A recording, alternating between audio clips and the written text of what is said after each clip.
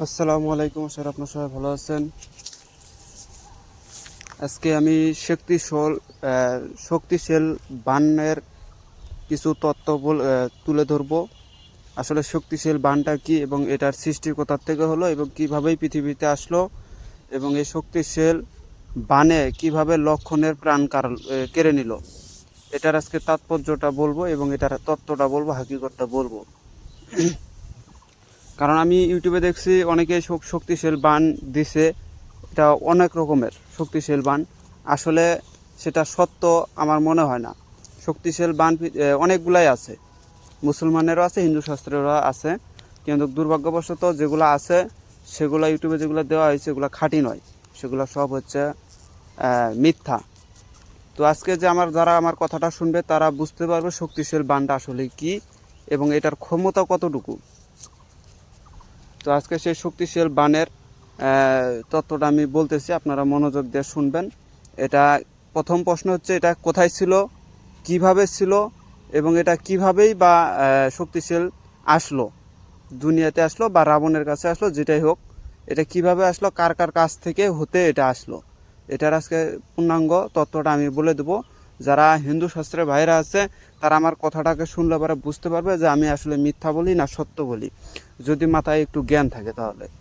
আর আমি যেগুলো বলবো এগুলো সত্য, সত্য ছাড়া মিথ্যা বলবো না। তো যাই হোক, সেই শক্তিশাল বানের এখন হাকিকতটা বলা শুরু করি। আপনারা জানেন যে মহাভারত কেন হয়েছে, আপনারা জানেন যে রাম এবং রাবণের মধ্যে যে যুদ্ধ হয়েছিল সেখানে শক্তিশাল বানের প্রয়োগ করছিল রাবণে। এখন আপনাকে যদি এই শক্তিশাল বান সম্পর্কে ঘাটতে যান তাহলে সর্বপ্রথম রাম, লক্ষ্মণ এবং রাবণকে এদেরকে ঘাটতে হবে, নইলে কিন্তু আপনি শক্তিশাল বানের সঠিক ব্যাখ্যাটা পাবেন না। তো আপনারা জানেন যে রাম হচ্ছে গোলকের হরি, রাম হচ্ছে গোলকের হরি। এই রামের যে পিতা দশানন, সরি ভুল বলছি, রামের যে পিতা আছে উনি কিন্তু এই রামকে কিন্তু পাইতো না। উনি একটা কারণে পাইছে, সেটা হচ্ছে রামের পিতা উনি 10 ইন্দ্রিয়কে কন্ট্রোলে করতে পারছে, 10 ইন্দ্রিয়কে নিজের তাবেদারে করতে পারছে বিধায় গোলকের হরি তাকে রামের পিতা গোলকের হরিকে চাইছিল যে তার জন্য পুত্র রূপে সে পৃথিবীতে আসে। তাই রাম হচ্ছে সেই গোলকের হরি, রাম রূপে এই তার পিতার কাছ থেকে পৃথিবীতে আর কি আসছে। তো আপনারা জানেন 10 ইন্দ্রিয় কী কী, এই 10 ইন্দ্রিয় যার কন্ট্রোলে থাকে সে স্বয়ং মুখ দিয়ে যা বলবে তাই হবে। 10 ইন্দ্রিয় যার কন্ট্রোলে থাকে তার কাছে আল্লাহ রাসূল ভগবান সবই আছে। 10 ইন্দ্রিয় আপনারা সবাই ভালো করে জানেন। তো এইভাবে রামকে পাইলো, আসলে রাম ছিল গোলকের হরি। এখন লক্ষ্মণ হচ্ছে রামের ভাই হচ্ছে লক্ষ্মণ, এবং রামের কিন্তু একজন পুত্রও আছে, তার নাম হচ্ছে লব, রামের পুত্র লব। এখন চলে যাই রাবণের কাছে। আর রাবণ ছিল, আপনারা জানেন যে রাবণ কিন্তু, রাবণকে বলা হয় দশানন, মানে তার 10টি মাথা আছে। এখন 10টি মাথা যে আছে, আপনারা মনে করছেন, অনেকেই হয়তো মনে করে যে রাবণের বাস্তবিক 10টি মাথা ছিল। আসলে রাবণের 10টি মাথা ছিল না, রাবণের মাথা ওই একটাই ছিল, কিন্তু তার ভিতরে 10টা ক্ষমতা ছিল, 10টা প্রতীক ছিল, যার কারণে তাকে 10টি মাথা হিসেবে ঘোষিত করছে। বর্তমান যুগে আমরা দেখতে পাই যে রাবণকে তীর মারা হচ্ছে, রাবণের বুকে তার 10টা মাথাকে জ্বালায় দেওয়া হচ্ছে, কত কী করা হচ্ছে। আসলে এই 10টি মাথা আপনার ভিতরেও আছে, আমার ভিতরেও আছে, এই 10টি মাথা সবার ভিতরেই আছে। এই 10টি মাথা ছাড়া কিছুই হইতো না পৃথিবীতে, 10টি মাথা ছাড়া পৃথিবীতে কিচ্ছুই হইতো না, 10টি মাথা আছে বলে আজকে সব কিছু হইতেছে। তো এটার তাৎপর্যটা আমি বলে দিতেছি। তার আগে আমি শক্তিশাল বানের আগে কিছু কিবাটা ভেঙে দেই যে শক্তিশাল বানটা আসলে কি। আমি ভিডিওটা বেশি বড় করব না। শক্তিশাল বান এটা সর্বপ্রথম ছিল হচ্ছে মহাদেবের কাছে। শক্তিশাল বান কিন্তু মহাদেবের কাছে ছিল।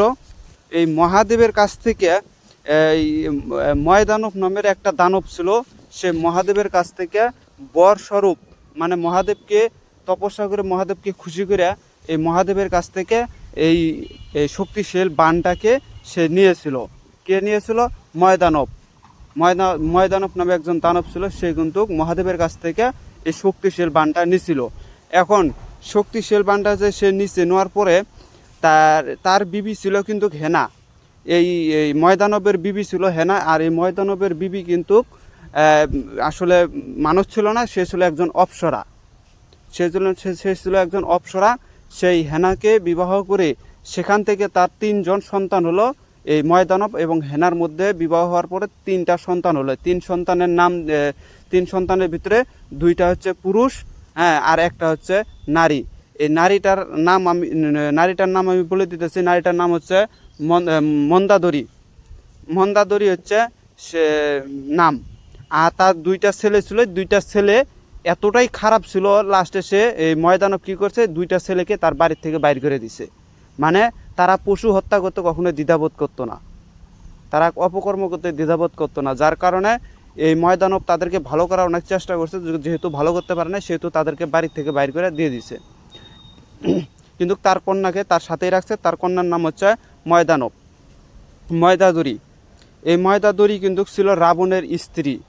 এখন এই ময়দাদরীর সাথে যখন রাবণের বিবাহ হয় বা বিবাহ ঠিক করে, তখন রাবণ হচ্ছে তাদের এই যে ময়দানবের যত কিবা ছিল সবাইকে প্রণাম করছে। প্রণামের খুশি হইয়া ময়দানব মানে বিবাহ উপলক্ষে, মানে বিবাহ যে দিছে, এখন তো মেয়ে পক্ষ ছেলেকে কিছু দিতে হবে। এখন রাবণকে তো অবশ্যই ময়দানব হচ্ছে তাকে কিছু দিতে হবে। সেই রাবণের শ্বশুর হচ্ছে ময়দানব। এই ময়দানব তখন এই মানে আমরা যেটাকে বলি হচ্ছে, যখন ছেলে যখন মেয়েকে বিবাহ করে তাকে হচ্ছে দেয়, এটা কি নাম কি বলে, আমার তো এগুলো খেয়াল হেরে বলাইতেছি, ধীরে ধীরে এগুলো কথা বললে পারে। তো তাকে হচ্ছে ওই কিবা স্বরূপ শক্তিশীল বানটা রাবণকে দেওয়া হয়েছিল। এই রাবণ এই শক্তিশীল বান পায়া এতটাই খুশি হয়েছিল, এই শক্তিশীল বানকে নিয়ে এসে সে নিত্যদিন পূজা করত। এই শক্তিশীল বানের নিত্যদিন পূজা করত। এই পূজা করতে করতে এখন এক সময় যখন রাবণ হচ্ছে সীতাকে হরণ করলো, অনেকেই বলে রাবণ নাকি খারাপ। আসলে ভাই যখন গভীর জ্ঞানে চিন্তা করে দেখবেন, আসলে রাবণ কিন্তু খারাপ না।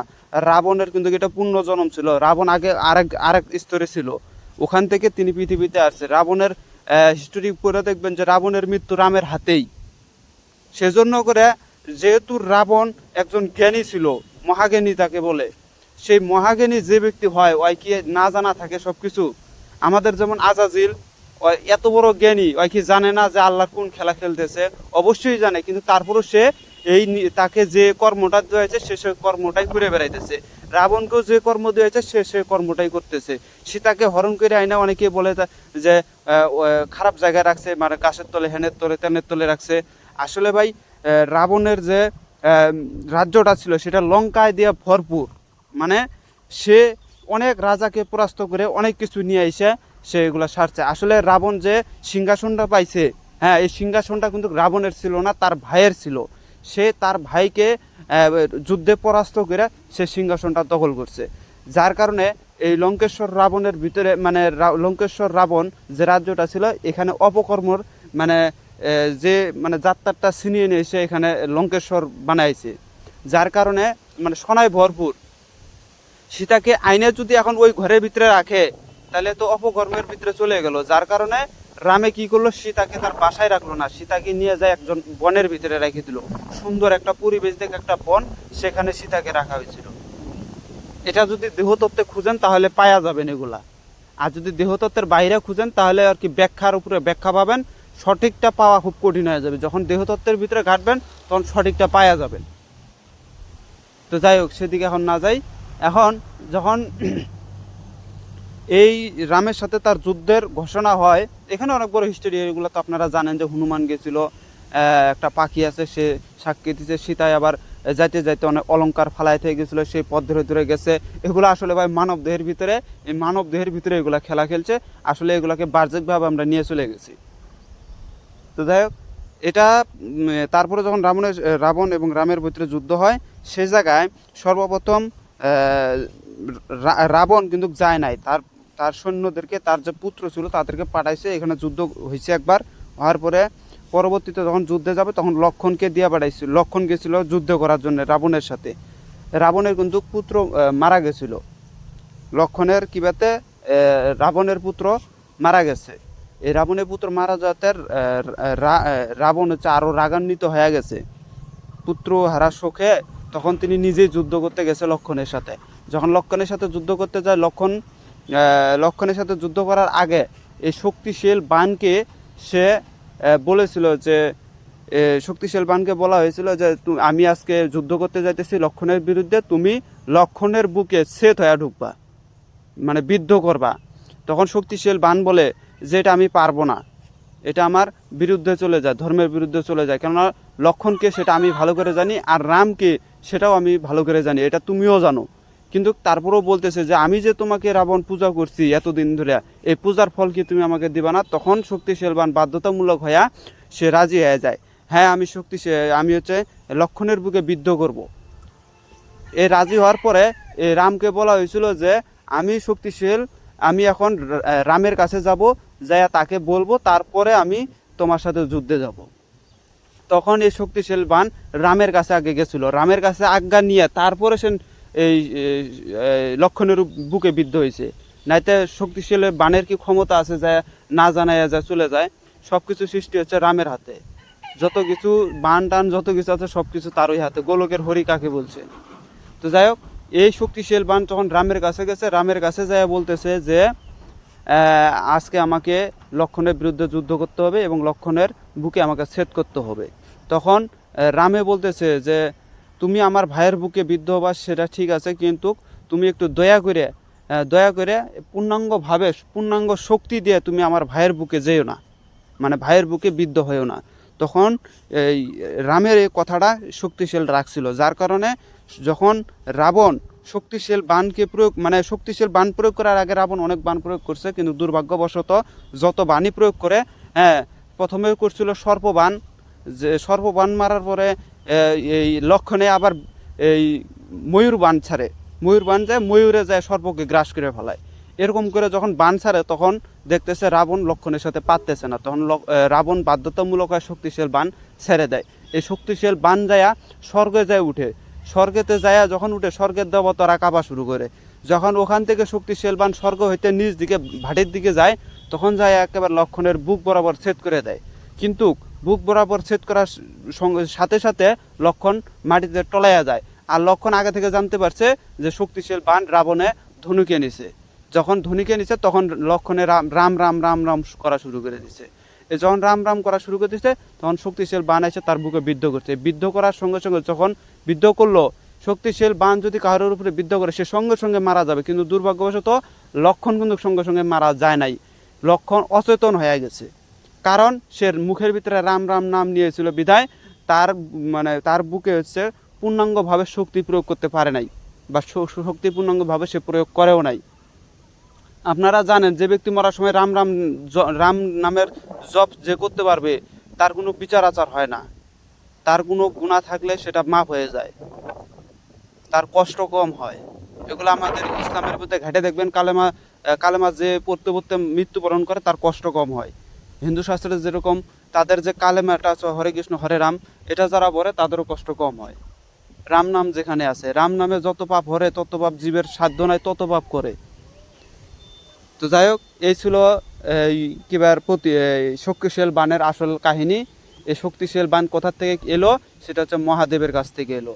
এটা আপনারা জানেন, ময়দানব নামের এক অসুর তাকে তপস্যা করে মহাদেবকে খুশি করে এই শক্তিশাল বাণ পাইছিল, এবং তার কাছ থেকে আইসা তার বেটির কাছে গেছে, তার বেটি আবার তার স্বরূপ রাবণের হাতে দেওয়া হয়েছে। সেই রাবণের শেষে শক্তিশাল বাণটা লক্ষণের প্রতি খাটাইছিল। লক্ষণের তৎক্ষণাৎ জমিনে পড়ে অচেতন হয়ে গেছে। এই লক্ষণকে বাঁচানোর জন্য করে তখন চলে গেছিল হনুমানকে আনার জন্য করে। হনুমানকে আইনা প্রথমে কিন্তু হনুমান পাহাড়কে নিয়ে আসছে, এটার পরের কাহিনী। সর্বপ্রথম এক বৌদ্ধকে নিয়ে আসা হয়েছিল। সেই বৌদ্ধ হচ্ছে বলছিল যে অমুক একটা জড়ি আছে, সেই জড়িটা নিয়ে এসে যে ব্যক্তি জীবনে কান্দে নাই ওই ব্যক্তির চোখের জল দ্বারা যদি সেই গাছের জড়িটাকে যদি বাইটে যদি লক্ষণকে খাওয়ানো হয় তার রস, তাহলে লক্ষণ এই শক্তিশাল বাণের কাছ থেকে মুক্তি পেয়ে যাবে, সে আবার পুনরায় শক্তি ফিরে পাবে। কিন্তু সেই গাছটা কি, আমি সেই গাছটাও বলে দিতেছি। সেই গাছটা হচ্ছে বিশল্যকরলি। অনেকে এটাকে মৃত সঞ্জীবনী বলে। আসলে এটা হচ্ছে আসল যে রামায়ণ তত্ত্বের ভিতরে পাওয়া যায়, রাম তত্ত্বের ভিতরে পাওয়া যায়, রামযুদ্ধের ভিতরে, সেটা হচ্ছে বিশল্যকরলি। 5 জাতের আছে। কিন্তু এখন কোনটা আসল কথা, কোনটা আসল সেটা আমি বলতেছি না।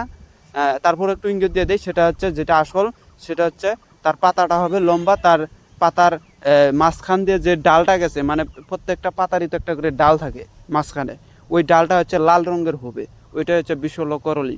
এই বিশল্য করলিকে আনার জন্য হনুমান গেছিল।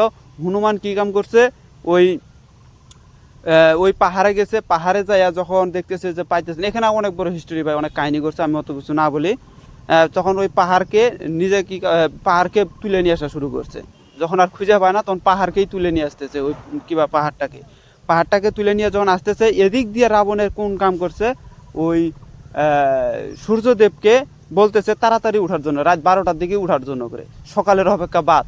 সূর্যদেবকে বাধ্যতামূলক করে রাত 12টার দিকে যখন উদয় করতে গেছে, তখন হনুমানে তখন কি কাম করলো, সে সূর্যদেবের কাছে যায়, সূর্যদেবকে ধইরা বগলের তলে ঠেকাইছে। বগলের তলে যখন ঠেকাইছে তখন সূর্যদেব আর উঠতে পারে না। আসলে এখানে অনেকে বলে যে সূর্যদেবকে গ্রাস করছে, আসল কথা হচ্ছে সূর্যদেবকে গ্রাস করে না, সূর্যদেবকে বগলের তলে রাখছে। এটা হচ্ছে বাহ্যিকভাবে, যেমন দেখবেন যে মানুষের বগলের তলে কিন্তু গন্ধ বাইর হয়, ও সূর্যের তাপে এরকম হয়েছে। এগুলা হচ্ছে আমরা মানে পাওয়া যায় আসলে কাহিনীগুলো এগুলা। তো যাই হোক, সেটা আপনারা যদি মানতে চান মানবেন, না মানলে না মানবেন, সমস্যা নেই। তো পরে সেই গাছকে নিয়ে আইসা এখন যে ব্যক্তির জীবনে কান্দে নাই, তার চোখের জল দ্বারা কিন্তু আপনার মানে ওই গাছের শিকড়টাকে বাইটে খাওয়াই দিলে কিন্তু লক্ষণ ভালো হবে। এখন জীবনে যে কান্দে নাই সে কে? এখন ঘাটায় দেখে জীবনে যে কান্দে নাই তাকে আর খুঁজে পাওয়া যায় না, শুধু একজন ব্যক্তি আছে, সেটা হচ্ছে রাবণের মা। এই রাবণের মাকে তিনি হচ্ছে জীবনে কান্দে নাই, তখন এই রাবণের মাকে কান্দানোর জন্য করে হনুমান গেছিল, এবং রাবণের যে ভাই একজন ছিল রামের পক্ষে, সে গেছিল। সে যাইয়া বলতেছে, মানে ছলনার আশ্রয় নিছে, সে বলতেছে যে রাবণ মারা গেছে। মানে এখন পুত্রের শোকে যদি বাইসেস কান্দে তাহলে তো চোখের জল পড়বে, আর সেই চোখের জলটাকে নিয়ে এই গাছের সাথে বাটিয়া লক্ষণকে খাওয়াবে।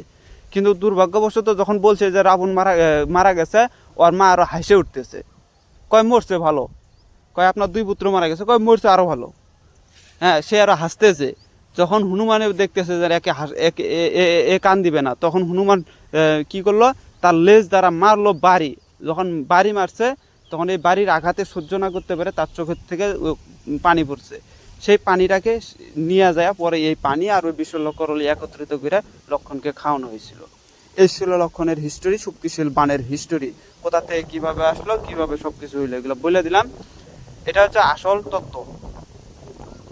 এখন আপনারা জানেন রাবণ হচ্ছে অধর্মের।